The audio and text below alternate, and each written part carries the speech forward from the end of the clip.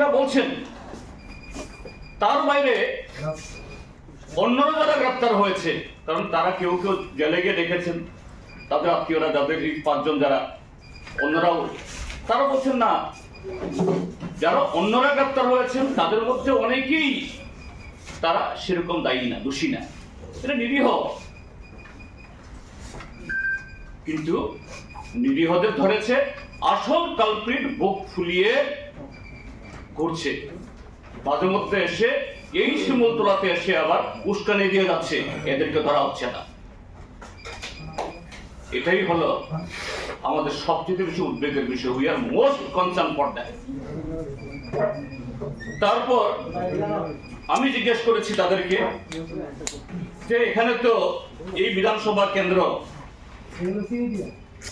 আমাদের ত্রিপুরা রাজ্যের একজন জাতীয় মন্ত্রীর বিধানসভা কেন্দ্র, খুবই বোকাল তরুণ তুর্কি,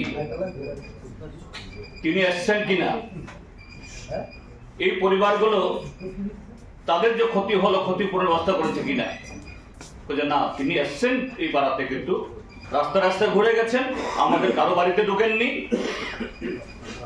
আমাদের নিয়ে বসেননি।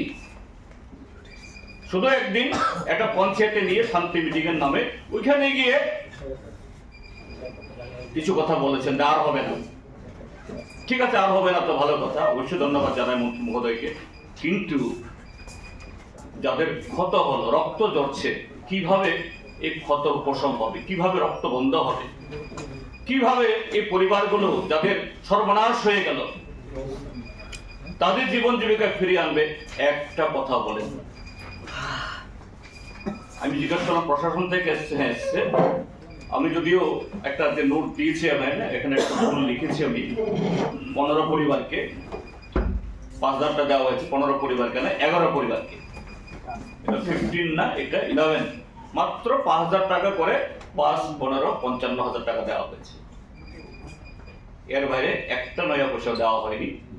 আমি জিজ্ঞেস করলাম, পুলিশ একটা সমোটো এফআইআর নিয়েছে, কেস নিয়েছে, এখানে এসে আপনাদের বাড়িতে এসে কারা করেছে, কত ক্ষতি হয়েছে বা রেভিনিউ থেকে এসছে কিনা, কেউ আসেনি।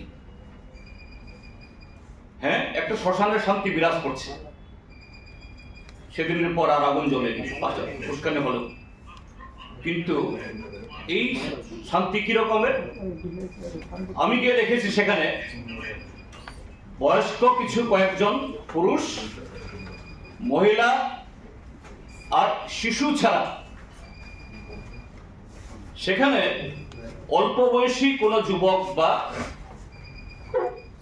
এই যারা কর্মক্ষম এরকম কোন পুরুষ নেই। 43টা পরিবার, প্রায় 130 থেকে 40 বা 50 জন হবে।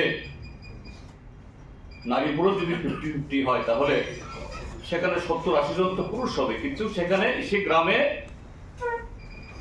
নারী, শিশু আর বয়স্ক পুরুষ ছাড়া আর কেউ নেই। তারা কোথায় গেছেন?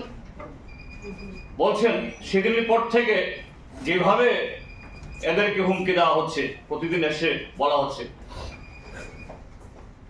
একদিকে পুলিশের ভয়, পুলিশ এইভাবে এলো কথাটি গ্রেপ্তার করছে, আরেকদিকে হলো যারা এইসব ঘটনা করছে এদের হুমকিতে এরা বাড়িঘর ছাড়। যোগাযোগ হয় কিনা, সবাই যোগাযোগ করতে পারে না, কেউ কেউ যোগাযোগ করে, কিন্তু কোথায় আছে আমরা জানি না। এই হলো অবস্থা।